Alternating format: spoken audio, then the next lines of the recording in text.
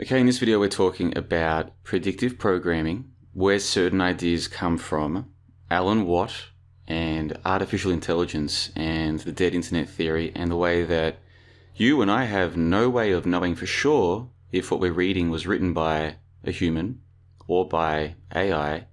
How much of the content are we interacting with is actually coming from humans? Just wait till you see what I discovered tonight, that maybe you want to make a video at 4 o'clock in the morning. Here from beautiful Plovdiv, Bulgaria, John the Bond coming to you. What I discovered, I was like, you know what? I'm not going to sit on this one because I get all these ideas and I never get around to making videos about them. But what I've discovered, you need to see this, and I want your opinion once you've seen the evidence. This is mind-blowing stuff. But let's rewind a little bit. So you've heard of predictive programming. You've heard of this idea that The Simpsons, for instance, seem to know in advance what's going to happen. Different movies with predictive programming, so-called, about 9/11 or the coronavirus or whatever. You've heard of the idea of predictive programming. And probably you believe it happens. Or maybe you don't. But either way, do you know where it comes from? Do you know where the idea of predictive programming, this concept, do you know where it comes from? Have you ever looked into that? I've been trying to do research into who popularized it and when. And so one of the ways I tried to get to the bottom of this was looking at Google Trends. Now, according to Google Trends, the search for predictive programming peaked in November 2016. Of course, that was when Donald Trump was first elected as the president of the United States of America. And there are different TV shows that he's appeared in or movies he's appeared in, and different TV shows and movies that reference him. It seems like there seems to know what would happen with him. And so it's no surprise to me that that would be when the peak of searches for predictive programming would be, the same month that Donald Trump was elected. But prior to that, the second biggest peak of all time was October 2014. I've been doing research into why, and I'll have material to publish about that in the coming days. But what's interesting, what's relevant to this video is, prior to about 2011, nobody was searching for predictive programming. It just wasn't happening.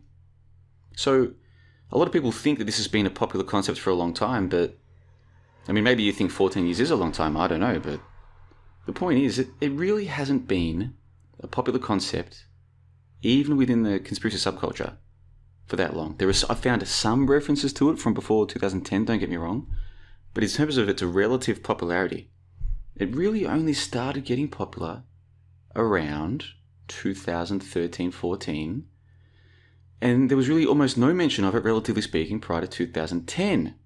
And like I said, I've been doing research about this for an article series I'm putting together called Clown Towers, which if you're a member of johnthebond.com, you can go and check out part 1.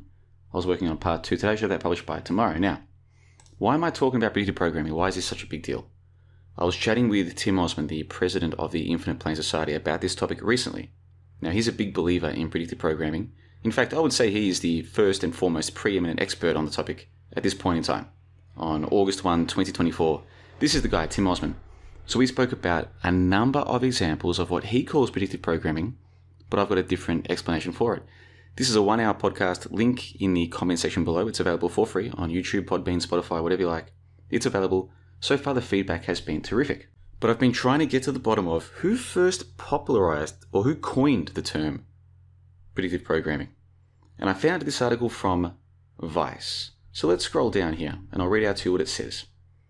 This guy says, philosopher Alan Watt coined the term predictive programming, and it's been used ever since to explain away the eerie similarities people find between art and the real world. Now, I've heard a lot about Alan Watt over the years, but I never really did a deep dive into who is he, what did he say, what were his main ideas, these kinds of things. I listened to him once or twice years ago, and I just didn't find it that entertaining or engaging or insightful, so I never looked further into it, even though it was always on my list of something to look into. So when this guy wrote this, when I read this, I was like, so this guy claims Alan Watt coined the term. Okay, so I followed his link. It took me to this. This is from a November 23, 2006 recording, or podcast, whatever you want to call it, by Alan Watt. Now let's just listen to the first minute or so of this. So this is supposedly, according to Vice, this is where the term predictive programming was coined. It was in this 2006 presentation by Alan Watt. So let's take a listen to this. Hi folks, this is Alan Watt. It is November the 23rd, 2006. November 23rd, 2006, exactly as they say. And that fits in with what this guy is saying, that he was the one who coined it back at that time. This is his link. So we're following the link to see if what they're saying is based on anything. This is the presentation in question. And of course, this is coming to us from Alan Watt, the guy from Cutting Through the Matrix. So I believe the official story is that he's no longer with us. But anyway, what did he have to say? Let's listen. Tonight, I'm bowing to a little bit of pressure. I don't normally bow to any kind of pressure, but this will tie in with some of the talks I've given in the past.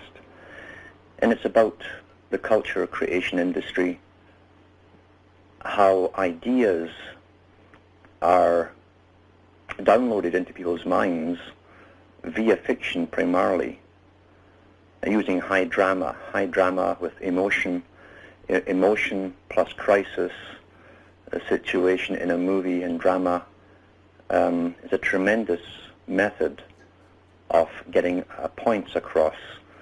It's almost like coupling an idea with the drama, and it's downloaded like a virus into your subconscious, and you're being programmed, and it's called predictive programming. And it's called predictive programming. So in 2006, Alan Watt was talking about predictive programming at a time when, according to Google Trends, nobody else was talking about it or Google searching it. No one seemed to care about it at that time. So far the story does seem to make sense. Alan Watt was the guy, and at the 1 minute mark of this presentation, he says it's called predictive programming, this idea of downloading ideas into your mind through high drama. In other words, through pop culture. So what else does he say?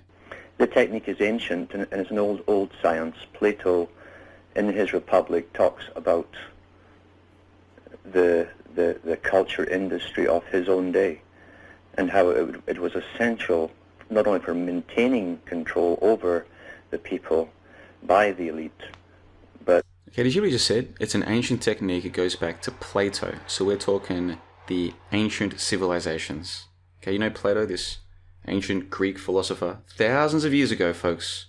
It goes back to him. So Alan Watt, the guy who supposedly coined the term predictive programming, in this presentation where he talks about it, the very next thing he says is, it's an ancient technique, it goes back to Plato. Now, some of you might quickly realize why this could be a problem, because there are question marks as to, did those so-called ancient Greeks ever exist? Now, I know some of you might be new to the channel, like, what? Who questions ancient history? Who would question that? Well, I question it. I am the world's foremost expert in the history hoax. And you might be thinking, well, what have you done? I'll tell you what I did. I went and read the history books. Then I went and checked their sources, their references, and I went and read them. And then I checked their references and their history sources. I tried to find out, what's their evidence for these stories about so-called the ancient civilizations? And what I discovered shook me to the depths of my miserable soul. But just stay tuned for a second. We'll come back and talk about that and so much more. So I listened to this. I listened to the rest of this. He just keeps going on and on about Plato. I mean, just listen to this, guys. Listen to this. That they had to control everything that was given to the public. In other words, anything the public saw in drama on stage was authorized. Not only was it authorized, in ancient Greece, traveling troops of players would come into the cities and do their rounds. In ancient Greece, traveling troops of people would come and do their rounds, and then he says people were forced to watch. So he's saying somehow he knows what was happening thousands and thousands of years ago. Thousands and thousands of years ago. Somehow Alan Watt is about to tell you that people were forced to watch the plays. Listen to this. And it was compulsory to attend. Everyone, even the... And he just keeps going on and on like that. And I thought to myself, well, I'm not going to judge the dude based on one presentation. So I went and watched this. This is Alan Watt Reality Check. And I'm not sure when they're claiming this was recorded, but obviously it was some time ago when he was still alive. Maybe 2010, that's when it was uploaded, I don't know. But listen to this, okay? Many thousands of years ago, civilizations rose and fell. And really by civilization, we're talking about the creation of artificial systems. So did you hear what he just said? Thousands and thousands of years ago, ancient societies rose and fell. So this was a big part of his overall shtick, apparently, telling people these stories about what supposedly happened thousands and thousands of years ago. Now, maybe you're thinking, yeah, JLB, we do know what happened in Greece. We do know what happened in Rome. We've got experts, we've got professors, we've got books that probably those guys have to read, and they're the ones who pass us the wisdom. My logic is, Why can't I read them and check their sources? Why can't you do that? And I'm telling you, if you still believe in ancient Rome or ancient Egypt or any of these places, any of these ancient civilizations, what that means is that you haven't actually read those books and checked their sources. Because if you had done that, you would have worked out what I figured out, which is that those sources don't go back more than a couple hundred years. Now, I know how crazy that sounds when you first hear it, but we all know, JLB, we all know. Everybody, what does everybody know? What they were told at school, what they see on TV. It should be about the evidence. So if you haven't gone to those books and read them, and gone to their references and their footnotes, and gone and found those references, and read them, and then found their references, if you haven't done that process, why do you believe the stories?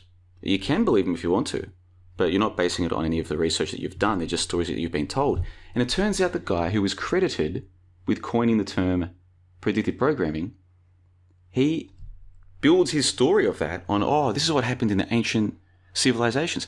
Now, there's a big problem here, folks. Now, just stay tuned until we get to the part about AI, because that's where this is really this is just crazy what I found. But first, if you are new here and you don't know about the history hoax, I'm going to link in the show notes below to my appearance on the High Side Chats from about, 6 years ago now, where I go through this process of here is why I started to question history.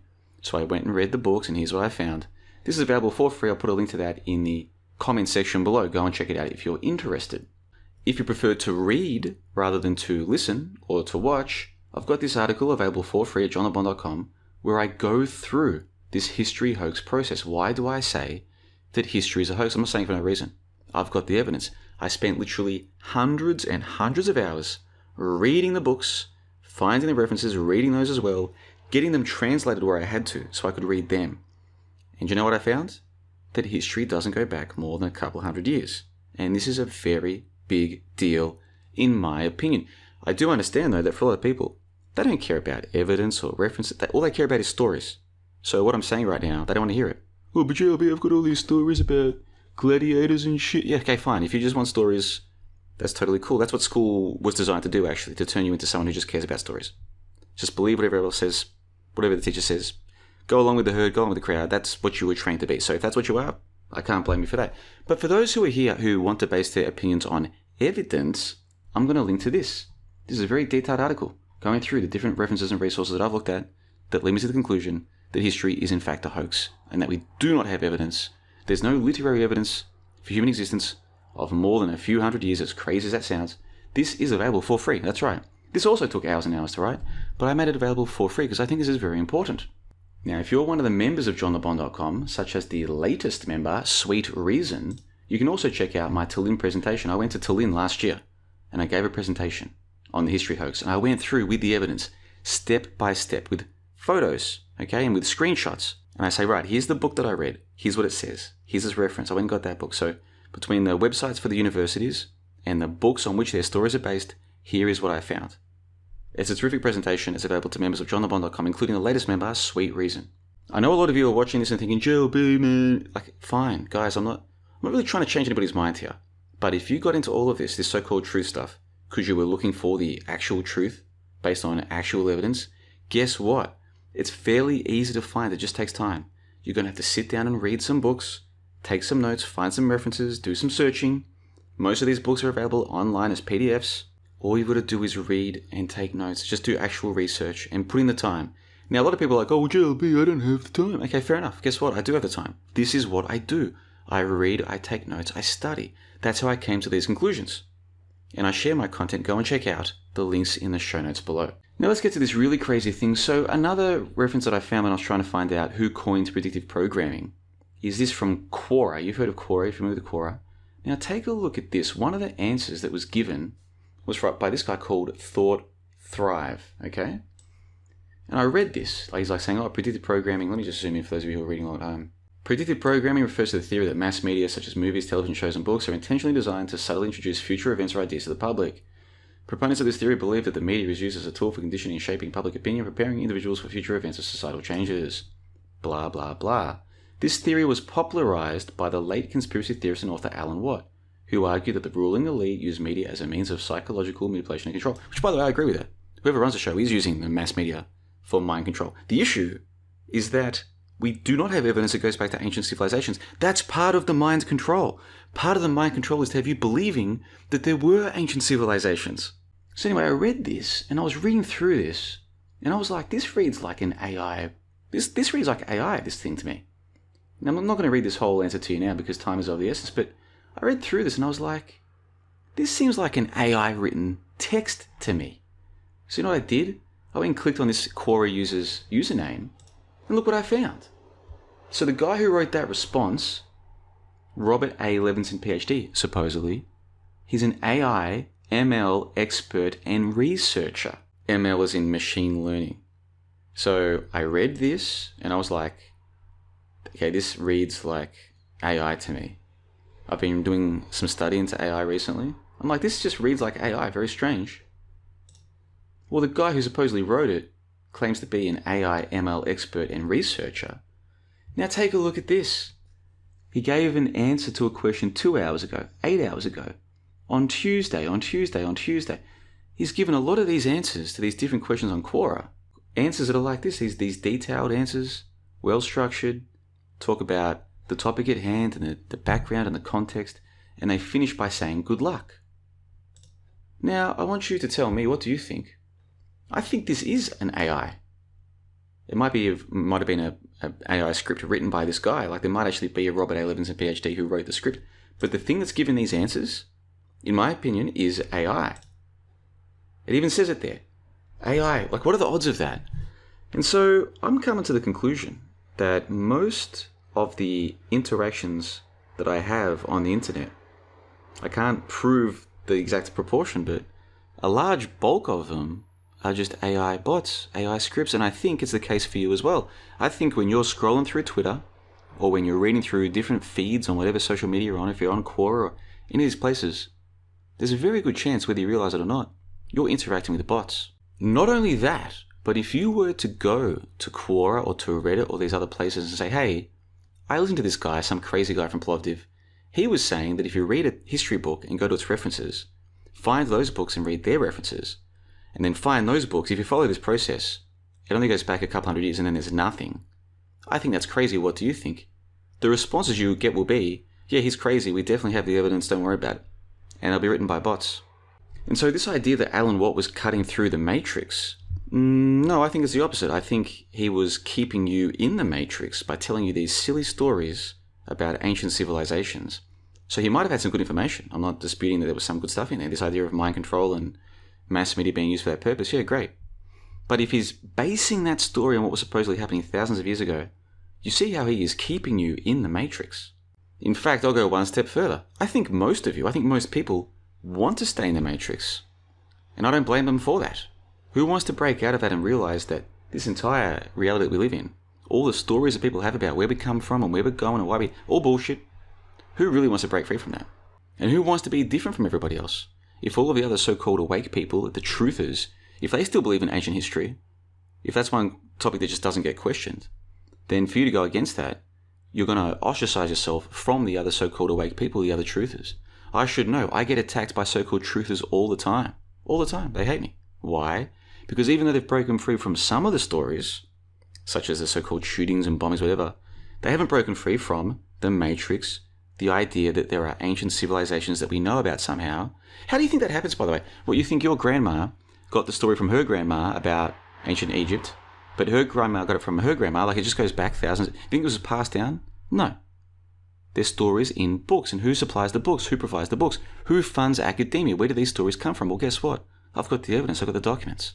I've done the work. And so far as I know, I'm the only person with any kind of platform talking about this. All your other truth tellers, all your other sages and gurus and wannabe experts, they're all bullshit, man. All of them. Unless they're talking about the history hoax, which they don't. Which leads me to wonder, what exactly are these people here for? And what exactly are you here for? So go and check out the comment section below. You'll find links too. You'll find a link to my discussion with Tim Osmond about predictive programming. Excellent conversation. The feedback has been sensational. You'll find a link to my Clown Towers article. That's just for members of johnlebon.com. I put hundreds and hundreds and hundreds of hours into my research and content creation. So people who expect it for free, I think there's something wrong. I would never come to you and say that I demand your work for free. However, I do still provide some free work. you will find a link to my History Hoax Explained. This is an article, well written I think, take a look at it, and to my appearance on the High Side Chats where I talk about the history hoax. And if you're a new member to johnthebond.com, such as Sweet Reason who just joined earlier tonight, I recommend you go and check out the Tallinn presentation. I flew to Tallinn, I went to a conference and I spoke about the history hoax in front of, I don't even know how many people. Was it 100, 150, 200? I'm not sure exactly how many were there. But I spoke about it. I'm not a bot, I'm not an AI, I'm a real person who's happy to talk about these topics, meet people in real life. And you know what? Not a single person has come to me with evidence that I'm wrong. Not a single person, and nobody will. Nobody can do. I hope people will try and debunk me. And I've had a few people come to me and say, I tried to debunk you, but actually you're right. There are no sources. I'm like, yeah, well, welcome to my world. Welcome to the edge of reality. This is a strange time to be alive. And I am here to try to help those who want to help themselves. That's all. I'm not your enemy, so don't come attacking me. If you love Alan Watt, keep loving him, keep loving his stuff. If you want to believe in ancient Egypt, that's fine. Ancient Greece, believe whatever you want. Don't come and attack me. I'm just here to share with you the truth of the matter. And that's what I've done. So leave your comments in the comment section below. Go and check those links. And have yourself a lovely day. These are all stories, man.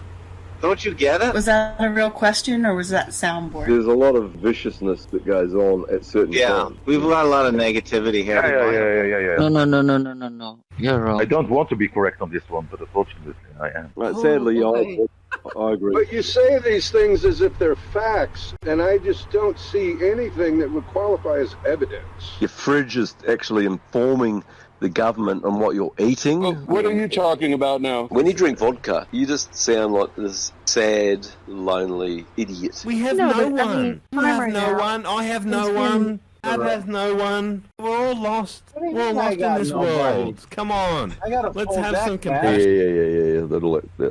And I think the human race is my favorite thing of all of existence on the earth. Humans are my absolute favorite. What are you talking about now? I don't find myself hating people, but I don't hang out with them either. I don't know. Well, I'm telling you, man. I've got a great sense of humor. You are saying this, and I'm not agreeing with you. And that's the end of the story. It's okay for you to believe that. I don't believe it. I would love to be his daughter. What are you talking about now? Are you a fan of JLB? Because we usually don't allow compliments for JLB on this show. Oh my gosh, I would probably punch your lights out. What are you talking about now? John the Bomb, I would be on your server. I would be everything. I love your stuff. I have to watch JLB's new video.